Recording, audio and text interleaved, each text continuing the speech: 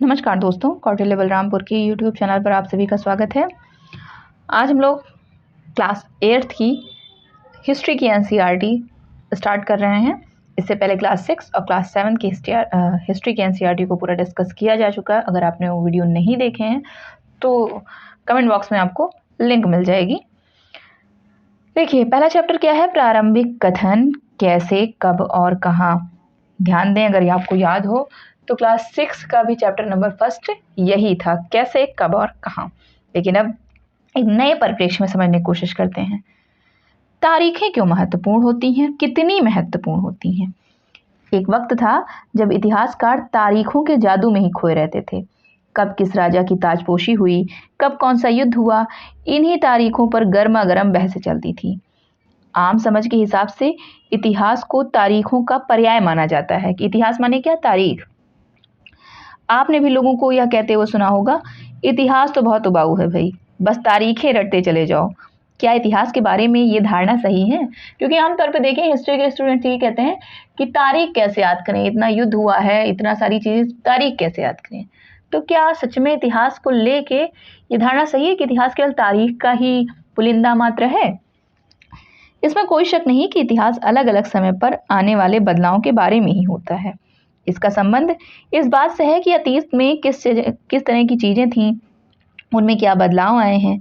जैसे ही हम अतीत और वर्तमान की तुलना करते हैं, हम समय का जिक्र करने लगते हैं, हम पहले और बाद में की बात करने लगते हैं। रोज़मर्रा की ज़िंदगी में हम अपने आसपास की चीज़ों पर हमेशा ऐतिहासिक सवाल नहीं उठाते। हम चीज़ों को स्वाभाविक मानकर चलते हैं, मानो जो कुछ हमें दिख रहा है वो हमेशा से ऐसे रहा हो। ऐसी आदत हो जाती है नहीं कि कुछ भी दिख रहा हो सब पे क्वेश्चन मार्क लग रहा है, सबको सवालिया निगाहों से देखा जा रहा है। ऐसा हम लोग बिलीव कर लेते हैं, जो जैसा दिख रहा है वो ऐसा ही था। लेकिन हम सब के सामने कभी कभी अचंभे के क्षण आते हैं। कई बार हम उत्सुक हो जाते हैं और ऐसे सवाल पूछते हैं जो वाकई ऐतिहासिक होते हैं। किसी व्यक्ति को सड़क किनारे चाय के घूंट भरते देखकर आप इस बात पर हैरान हो जाते हैं कि चाय या कॉफ़ी पीने का चलन शुरू कब से हुआ होगा। रेलगाड़ी की खिड़की से बाहर झांकते हुए आपके जहन में यह सवाल उठ सकता है कि रेलवे का निर्माण कब हुआ। रेलगाड़ी के आने से पहले लोग दूर दूर की यात्रा किस तरह कर पाते थे। सुबह सुबह अखबार पढ़ते हुए आप ये जानने के लिए उत्सुक हो सकते हैं कि जिस ज़माने में अखबार नहीं छपते थे, उस समय लोगों को चीज़ों की जानकारी कैसे मिलती थी। बात समझ में आ रही है? ये देखिए, ये चित्र बना हुआ है। ये देखिए, ये चित्र जूम करके देखिए, इसमें ऐसा लग रहा है कि ये कुछ ब्राह्मण हैं और कुछ गिफ्ट कर रहे हैं। क्या गिफ्ट कर रहे हैं? ये देखो, चित्र के बारे में लिखा हुआ है कि ब्राह्मण ब्रिटेनिया को शास्त्र भेंट कर रहे हैं। जेम्स रेनले द्वारा तैयार किया गया पहले नक्शे का आवरण चित्र। रॉबर्ट क्लाइव ने रेनले को हिंदुस्तान के नक्शे तैयार करने का काम सौंपा था। भारत पर अंग्रेजों की विजय के समर्थक रेनले को वर्चस्व स्थापित करने की प्रक्रिया में नक्शे तैयार करना बहुत महत्वपूर्ण लगता था। इस तस्वीर में दिखाया गया है कि भारत के लोग स्वेच्छापूर्वक अपने प्राचीन ग्रंथ ब्रिटिश सत्ता की प्रतीक ब्रिटेनिया को सौंप रहे हैं, मानव उसे भारतीय संस्कृति की रक्षा के लिए आने का आग्रह कर रहे हों। ये चित्र बताए हैं। ठीक, माने हम लोग खुद ही चाह रहे हैं कि आइए हमारी संस्कृति को बचाइए, ऐसा अंग्रेजों का मानना था, इसलिए चित्र भी उसी तरीके से बनाया है। तो जैसे कुछ क्वेश्चन कि रेलवे कब स्टार्ट हुआ, चाय कॉफ़ी पीना कब स्टार्ट हुआ, अखबार जब नहीं था तो लोगों को जानकारी कैसे मिलती थी, ये सारे ऐतिहासिक सवाल हमें समय के बारे में सोचने के लिए प्रेरित कर देते हैं। समय को हमेशा साल या महीनों के पैमाने पर ही नहीं देखा जा सकता। कई बार ऐसी प्रक्रियाओं के लिए कोई तारीख तय करना वाकई गलत होता है, जो एक लंबे समय तक चलती रहती है। तो एक तारीख किसी चीज़ के लिए मुकर्रर करना मुश्किल काम है। भारत में लोगों ने अचानक एक दिन सुबह सवेरे चाय पीना शुरू नहीं कर दिया था कि एक दिन सुबह उठे अब पूरे भारतीय लोग चाय पीने लग रहे हैं। इसका स्वाद धीरे धीरे ही उनकी ज़ुबान पर चढ़ा था। इसी प्रकार और इस तरह की प्रक्रियाओं के लिए कोई स्पष्ट तिथि नहीं हो सकती। इसी तरह हम ब्रिटिश शासन की स्थापना के लिए कोई एक तिथि नहीं बता सकते। राष्ट्रीय आंदोलन किस दिन शुरू हुआ या अर्थव्यवस्था या समाज में किस दिन बदलाव आए, यह बताना भी संभव नहीं है। ये सारी चीज़ें एक लंबे समय में घटती हैं। ऐसे में हम सिर्फ एक अवधि की ही बात कर सकते हैं। एक लगभग सही अवधि के बारे में बता सकते हैं जब वे खास बदलाव दिखाई देने शुरू हुए होंगे। तो फिर लोग इतिहास को तारीखों से जोड़कर क्यों देखते हैं, ये भी अपने आप में बड़ा सवाल है। इस जुड़ाव की एक वजह है क्या? एक समय था जब युद्ध और बड़ी बड़ी घटनाओं के ब्यौरों को ही इतिहास माना जाता था। यह इतिहास राजा महाराजाओं और उनकी नीतियों के बारे में होता था। इतिहासकार ये लिखते थे कि कौन से साल राजा को ताज पहनाया गया, किस साल उसका विवाह हुआ, किस साल उसके घर में बच्चा पैदा हुआ, कौन से साल उसने कौन सी लड़ाई लड़ी, वो कब मरा और उसके बाद कब कौन सा शासक गद्दी पर बैठा। और इस तरह की घटनाओं के लिए निश्चित तिथि बताई जा सकती है और इस तरह के इतिहासों में तिथियों का महत्व बना रहता है।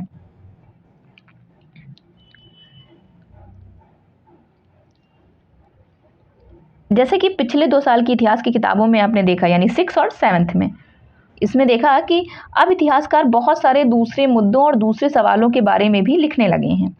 वे इस बात पर ध्यान देते हैं कि लोग किस तरह अपनी रोजी रोटी चलाते थे, वे क्या पैदा करते थे, क्या खाते थे, शहर कैसे बने और बाजार किस तरह फैले, किस तरह रियासतें बनी, नए विचार पनपे और संस्कृति व समाज किस तरह बदले।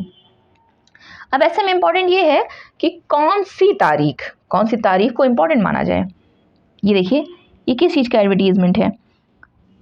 Lipton T, famous all over the world. ठीक, कॉफ़ी, टीज, ये विज्ञापनों से भी पसंद नापसंद तय होती है।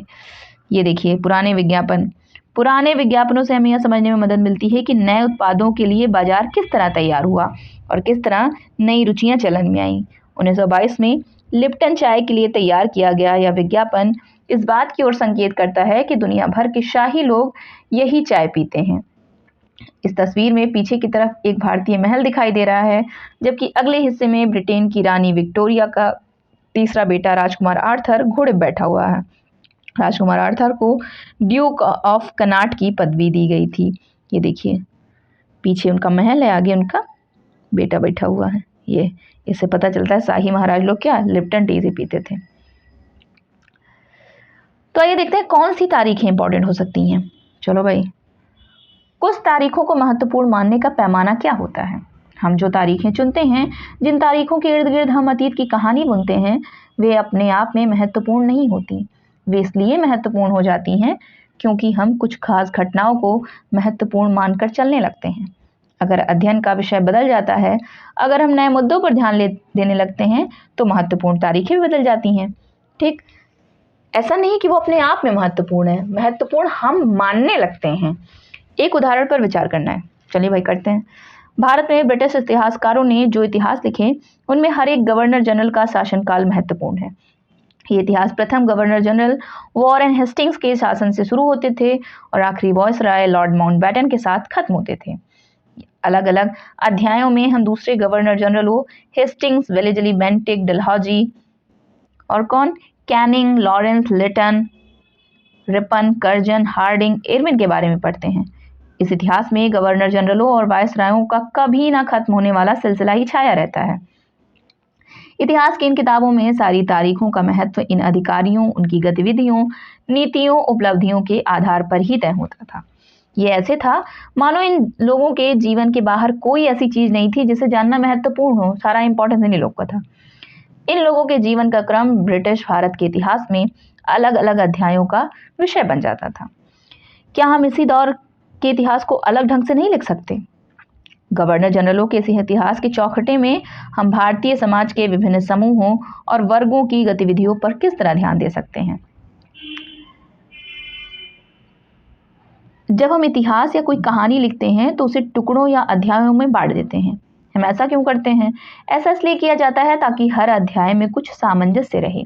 इसका मकसद कहानी को इस तरह सामने लाना होता है कि उसे आसानी से समझा जा सके और याद रखा जा सके। इस प्रक्रिया में हम सिर्फ उन घटनाओं पर जोर देते हैं जो उस कहानी को पेश करने में मददगार होती है। जो इतिहास गवर्नर जनरलों के जीवन के इर्द गिर्द चलता है, उसमें भारतीयों की गतिविधियां कोई मायने नहीं रखती, उनके लिए वहां कोई जगह नहीं होती। तो फिर क्या किया जाए? जाहिर है हमें अपने इतिहास का एक अलग खाका बनाना पड़ेगा। इसका मतलब ये है कि अब तक जिन तिथियों को महत्व दिया जा रहा था वो महत्वपूर्ण नहीं रहेंगी और हमारे लिए नई तिथियां महत्वपूर्ण हो जाएंगी। ठीक, ये देखिए, एक गवर्नर जनरल का चित्र है जो है वॉरेन हेस्टिंग्स। 1773 में पहले गवर्नर जनरल बने। इतिहास की किताबों में गवर्नर जनरलों के कारनामों, जीवनियों में उनकी गौरव गाथाओं और तस्वीरों में उनके भव्य व्यक्तित्व को उभारा जाता था। स्टाइल देख रहे हैं। हम अवधियां कैसे तय करते हैं? 1817 में स्कॉटलैंड के अर्थशास्त्री और राजनीतिक दार्शनिक जेम्स मिल ने 3 विशाल खंडों में a history of British India यानी ब्रिटिश भारत का इतिहास नामक एक किताब लिखी, जेम्स मिल ने। और इस किताब में उन्होंने भारत के इतिहास को हिंदू, मुस्लिम और ब्रिटिश इन 3 कालखंडों में बांटा था। कालखंडों के इस निर्धारण को ज्यादातर लोगों ने मान भी लिया। क्या आपको भारतीय इतिहास को समझने के इस तरीके में कोई समस्या दिखाई देती है? इतिहास को हम अलग अलग कालखंडों में बांटने की कोशिश क्यों करते हैं? इसकी भी एक वजह है। हम एक दौर की खासियतों, उसके केंद्रीय तत्वों को पकड़ने की कोशिश करते हैं। इसलिए ऐसे शब्द महत्वपूर्ण हो जाते हैं जिनके सहारे हम समय को बांटते हैं। ये शब्द अतीत के बारे में हमारे विचारों को दर्शाते हैं।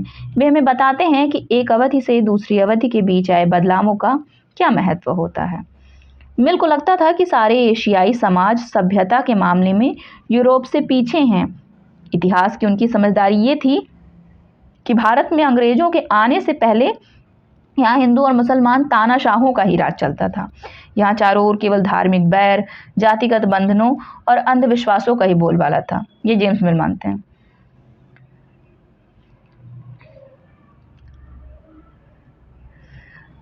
मिल की राय में ब्रिटिश शासन भारत को सभ्यता की राह पर ले जा सकता था। ये सोच थी भाई साहब की। इस काम के लिए जरूरी था कि भारत में यूरोपीय शिष्टाचार, कला संस्थानों और कानूनों को लागू किया जाए। मिल ने यहाँ तक सुझाव दिया था कि अंग्रेजों को भारत के सारे भूभाग पर कब्जा कर लेना चाहिए ताकि भारतीय जनता को ज्ञान और सुखी जीवन प्रदान किया जा सके। उनका मानना था कि अंग्रेजों की मदद के बिना हिंदुस्तान प्रगति नहीं कर सकता है। जैसे तो शुरू से हम लोग उनके साथ ही प्रगति करते आए थे। खैर, ये जेम्स मिल का मानना था।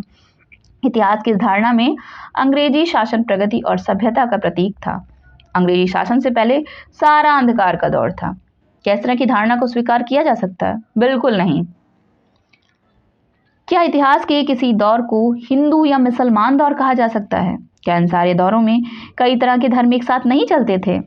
किसी युग को केवल उस समय के शासकों के धर्म के हिसाब से तय करने की जरूरत क्या है? अगर हम ऐसा करते हैं तो इसका मतलब ये कहना चाहते हैं कि औरों के जीवन और तौर तरीकों का कोई महत्व नहीं होता। हमें याद रखना चाहिए कि प्राचीन भारत में सारे शासकों का भी एक धर्म नहीं होता था, लेकिन अंग्रेजों के इतिहास ने हमारे दिमाग में चूर चूर करके भर दिया है कि धर्म के नाम पे ही सत्ता चलती थी। ये नहीं हमें याद है कि चंद्रगुप्त मौर्य जैन धर्म अपनाया था, उसके बाद उसका बेटा बिंदुसार आजीवक संप्रदाय का था, उसके बाद उसका बेटा अशोक बौद्ध धर्म का था। तो धर्म का कोई महत्व ही नहीं था, कोई किसी भी धर्म को कभी भी स्वीकार कर सकता था। अंग्रेजों द्वारा सुझाए गए वर्गीकरण से अलग हटकर इतिहासकार भारतीय इतिहास को आमतौर पर प्राचीन, मध्यकालीन तथा आधुनिक काल में बांटकर देखते हैं। इस विभाजन की भी अपनी समस्याएं हैं। इतिहास को इन खंडों में बांटने की यह समझ भी पश्चिम से आई है। पश्चिम में आधुनिक काल को विज्ञान, तर्क, लोकतंत्र, मुक्ति और समानता जैसी आधुनिकता की ताकतों का विकास का युग माना जाता है। उनके लिए मध्यकालीन समाज वे समाज थे जहां आधुनिक समाज की विशेषताएं नहीं थीं। अब सोचिए, क्या हम अपने अध्ययन के लिए आधुनिक काल की इस अवधारणा को बिना सोचे विचारे ऐसे ही अपना सकते हैं? जैसा कि आप इस किताब में देखेंगे, अभी अंग्रेजों के शासन में लोगों के पास समानता, स्वतंत्रता या मुक्ति नहीं थी, ना ही आर्थिक विकास और प्रगति का दौर था। तो फिर काहे का आधुनिक? बहुत सारे इतिहासकार इस युग को औपनिवेशिक युग कहते थे। अब समझिए जरा, औपनिवेशिक क्या होता है। इस किताब में अब देखिए औपनिवेशिक क्या होता है। इस किताब में आप पढ़ेंगे कि किस तरह अंग्रेजों ने हमारे देश को जीता और स्थानीय नवाबों और राजाओं को दबाकर अपना शासन स्थापित किया। आप देखेंगे कि किस तरह उन्होंने अर्थव्यवस्था व समाज पर नियंत्रण स्थापित किया, अपने सारे खर्चों को निपटाने के लिए राजस्व वसूल किया, अपनी जरूरत की चीज़ों को सस्ती कीमत पर खरीदा, निर्यात के लिए महत्वपूर्ण फसलों की खेती कराई। और इन सारी कोशिशों के कारण क्या बदलाव है? आप ये भी जानेंगे कि ब्रिटिश शासन के कारण यहाँ की मूल्य, मान्यताओं और पसंद नापसंद, रीत रिवाज व तौर तरीकों में क्या बदलाव आए। जब एक देश पर दूसरे देश के दबदबे से इस तरह के राजनीतिक, आर्थिक, सामाजिक और सांस्कृतिक बदलाव आते हैं तो इसी प्रक्रिया को क्या कहते हैं? औपनिवेशिकरण कहते हैं। बात समझ में आई? अब कोई पूछेगा औपनिवेशिक तो बता लेंगे। लेकिन जल्द ही आप ये समझ जाएंगे कि सारे वर्ग और समूह इन बदलावों को एक ही ढंग से अनुभव नहीं कर रहे थे। इसलिए इस किताब को हमारे अतीत यानी कई अतीतों पर केंद्रित नाम दिया गया। यानी अतीत किसी एक का नहीं, कई समूहों का अपना अपना अलग अलग अतीत है। ठीक, इसलिए बुक का नाम देखिए, एनसीईआरटी की किताबों का क्या नाम है? हमारे अतीत, ये नहीं हमारा अतीत। बात समझ आ रही है? भारतीय इतिहास के पिछले 250 साल का इतिहास लिखने के लिए इतिहासकार कौन से स्रोतों का इस्तेमाल करते हैं? चलो भाई देखा जाए।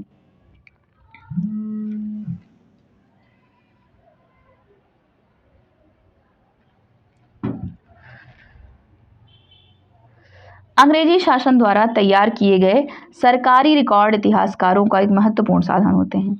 अंग्रेजों की मान्यता थी कि चीज़ों को लिखना बहुत महत्वपूर्ण होता है। उनके लिए हर निर्देश, हर योजना, नीतिगत फैसले, सहमति, जांच को साफ साफ लिखना जरूरी था। ऐसा करने के बाद चीज़ों का अच्छी तरह अध्ययन किया जा सकता था और उन पर वाद विवाद किया जा सकता था। इस समझदारी के चलते ज्ञापन, टिप्पणी और प्रतिवेदन पर आधारित शासन की संस्कृति पैदा हुई। अंग्रेजों को यह भी लगता था कि तमाम अहम दस्तावेजों और पन्नों को संभाल कर रखना जरूरी है। लिहाजा उन्होंने सभी शासकीय संस्थानों में अभिलेख कक्ष भी बनवा दिए। तहसील के दफ्तर, कलेक्ट्रेट, कमिश्नर के दफ्तर, प्रांतीय सचिवालय, कचहरी, सबके अपने अपने रिकॉर्ड रूम होते थे। महत्वपूर्ण दस्तावेजों को बचा कर रखने के लिए अभिलेखागार यानी आर्काइव और संग्रहालय जैसे संस्थान भी बनाए गए। इंपॉर्टेंट दस्तावेज को बचा कर रखिए। इसलिए व्हाट्सएप पे जब आप देखें कुछ चैट आर्काइव होते हैं, इंपॉर्टेंट चैट्स संभाल के रख लिए जाते हैं, इसी को आर्काइव बोलते हैं यानी अभिलेखागार। 19वीं सदी की शुरुआत में प्रशासन की एक शाखा से दूसरी शाखा के पास भेजे गए पत्रों और ज्ञापनों को अब आज भी अभिलेखागारों में देख सकते हैं। वहां आप जिला अधिकारियों द्वारा तैयार किए गए नोट्स और रिपोर्ट पढ़ सकते हैं या ऊपर बैठे अफसरों द्वारा प्रांतीय अधिकारियों को भेजे गए निर्देश और सुझाव देख सकते हैं। 19वीं सदी के शुरुआती सालों में इन दस्तावेजों की सावधानी पूर्वक नकलें बनाई जाती थी। ये देखिए जो गृह विभाग को रिपोर्ट भेजी गई है। सन 1946 में भारत सरकार की औपनिवेशिक सरकार शाही भारतीय नौसेना के जहाजों में सिपाहियों की बगावत को कुचलने का प्रयास कर रही थी। उस समय विभिन्न बंदरगाहों से गृह विभाग को जो रिपोर्टें मिली उसके कुछ नमूने इस प्रकार हैं। क्या क्या रिपोर्टें मिल रही हैं? बंबई से क्या रिपोर्ट मिली? इस बात का इंतजाम कर लिया गया है कि सेना जहाजों और दफ्तरों पर कब्जा कर ले। शाही नौसैनिक जहाज अभी भी बंदरगाह से बाहर ही हैं। कराची से क्या रिपोर्ट मिली? 301 विद्रोहियों को गिरफ्तार कर लिया गया है। कुछ अन्य संदेहास्पद विद्रोही भी गिरफ्तार कर लिए गए हैं। सारे दफ्तर सैनिक निगरानी में हैं।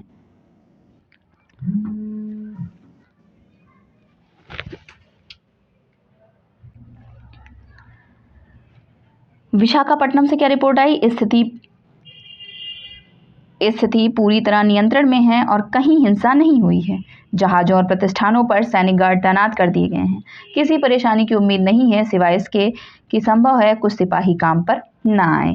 ये सब भारत सरकार को, गृह मंत्रालय को रिपोर्ट मिली थी। ठीक, जब 1946 में नौसेना विद्रोह हुआ था। देखिए ये भारतीय राष्ट्रीय अभिलेखागार है जो 1920 के दशक में बनाया गया। जब नई दिल्ली का निर्माण हुआ तो राष्ट्रीय संग्रहालय और राष्ट्रीय अभिलेखागार दोनों ही वॉयसराय के निवास के नज़दीक बनाए गए थे। इससे पता चलता है कि अंग्रेजों की सोच में इन संस्थानों का कितना भारी महत्व था।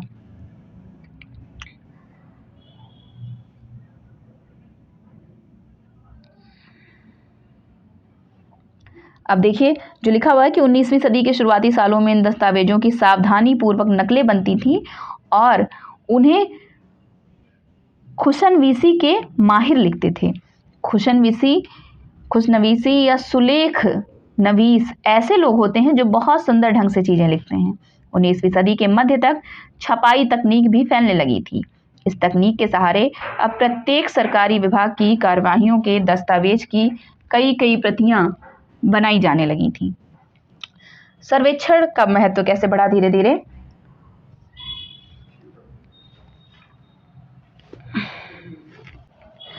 औपनिवेशिक शासन के दौरान सर्वेक्षण का चलन भी महत्वपूर्ण होता गया। अंग्रेजों का विश्वास था कि किसी देश पर अच्छी तरह शासन चलाने के लिए उसको सही ढंग से जानना जरूरी होता है। 19वीं सदी की शुरुआत तक पूरे देश का नक्शा तैयार करने के लिए बड़े बड़े सर्वेक्षण किए जाने लगे। गांवों में राजस्व सर्वेक्षण किए गए और इन सर्वेक्षणों में धरती की सतह, मिट्टी की गुणवत्ता, वहां मिलने वाले पेड़ पौधों और जीव जंतुओं तथा स्थानीय इतिहासों व फसलों का पता लगाया जाता था। अंग्रेजों की राय में किसी इलाके का शासन चलाने के लिए इन सारी बातों को जानना जरूरी था। 19वीं सदी के आखिर से हर 10 साल में जनगणना भी की जाने लगी। जनगणना के जरिए भारत के सभी प्रांतों में रहने वाले लोगों की संख्या, उनकी जाति, इलाके और व्यवसाय के बारे में जानकारियां इकट्ठा करी जाती थीं। इसके अलावा वानस्पतिक सर्वेक्षण, प्राणी वैज्ञानिक सर्वेक्षण, पुरातात्वीय सर्वेक्षण, मानव शास्त्रीय सर्वेक्षण, वन सर्वेक्षण आदि कई दूसरे सर्वेक्षण भी किए जाते थे। तो एक तो आपने देखा कि अभिलेख से कितना कुछ जो अभिलेखागार में दस्तावेज मिले हैं उनसे पता चलता है, दूसरा सर्वेक्षण भी इम्पोर्टेंट था। ये देखिए सलीफा या शरीफे का पौधा है 1770 के दशक का। अंग्रेजों द्वारा बनाए गए वानस्पतिक उद्यान और प्राकृतिक इतिहास के संग्रहालयों में विभिन्न पौधों के नमूने और उनसे संबंधित जानकारियां इकट्ठा की जाती थीं। इन नमूनों के चित्र स्थानीय कलाकारों से बनवाए जाते थे। अब इतिहासकार इस बात पर ध्यान दे रहे हैं कि इस तरह की जानकारी किस तरह इकट्ठा की जाती थी और इससे उपनिवेशवाद के बारे में क्या पता चलता है। ये भी सबब अधिकृत रिकॉर्ड से क्या पता नहीं चलता। अब तक तो हम लोग देखे क्या क्या पता चलता था, अब बताओ भाई क्या पता नहीं चलता था। रिकॉर्ड्स के इस विशाल भंडार से हम बहुत कुछ पता लगा सकते हैं, माने बहुत कुछ पता लगाया जा सकता है। फिर भी इस बात को नज़रअंदाज नहीं किया जा सकता कि ये सरकारी रिकॉर्ड हैं और सरकारी रिकॉर्ड के माने अंग्रेज सरकार, और अंग्रेज सरकार वो रिकॉर्ड रखी होगी जिससे उसको फायदा होता रहा होगा। देखिए बंगाल में मानचित्रण और सर्वेक्षण कार्य चल रहा है, जो तस्वीर आपके सामने दिख रही है, और ये जेम्स प्रिंसेप द्वारा बनाई गई तस्वीर है 1832 में। ध्यान से देखें कि सर्वेक्षण में इस्तेमाल होने वाले सारे उपकरण को चित्र के अगले हिस्से में दिखाया गया है। चित्रकार इस परियोजना के वैज्ञानिक स्वरूप पर खास तौर से जोर देना चाहता है। हाँ,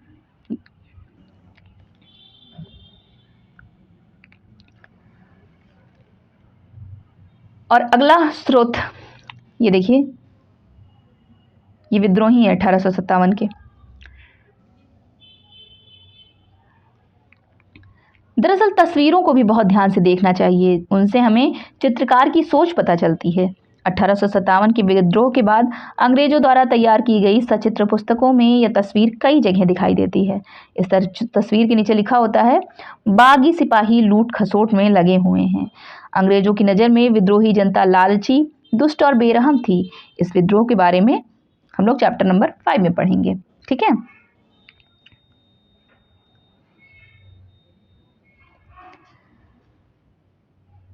जब हम ये नज़रअंदाज नहीं कर सकते हैं कि ये सारे स्रोत सरकारी हैं, और इनसे हमें यही पता चलता है कि सरकारी अफसर क्या सोचते थे, उनकी दिलचस्पी किन चीज़ों में थी और बात के लिए वे किन चीज़ों को बचाए रखना चाहते थे।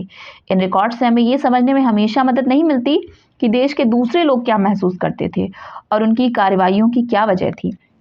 इन बात को जानने के लिए हमें कहीं और देखना होगा। जब हम ऐसे दूसरे स्रोतों की तलाश में निकलते हैं तो उनकी भी कोई कमी नहीं रहती है, लेकिन सरकारी रिकॉर्ड्स के मुकाबले उन्हें ढूंढना ज़रा मुश्किल साबित होता है। इस लिहाज से लोगों की डायरियाँ, तीर्थ यात्राओं और यात्रियों के संस्मरण, महत्वपूर्ण लोगों की आत्मकथाएं और स्थानीय बाजारों में बिकने वाली लोकप्रिय पुस्तिकाएं महत्वपूर्ण हो जाती हैं। जैसे जैसे छपाई की तकनीकी फैली, अखबार छपने लगे और विभिन्न मुद्दों पर जनता में बहस भी होने लगी, नेताओं और सुधारकों ने अपने विचारों को फैलाने के लिए लिखा। कवियों और उपन्यासकारों ने अपनी भावनाओं को व्यक्त करने के लिए लिखा। लेकिन ये सारे स्रोत उन लोगों ने रचे हैं जो पढ़ना लिखना जानते थे। इनसे हम ये नहीं पता लगा सकते कि आदिवासी और किसान, खदानों में काम करने वाले मजदूर या सड़कों पर जिंदगी गुजारने वाले गरीब किस तरह के अनुभव से गुजर रहे थे।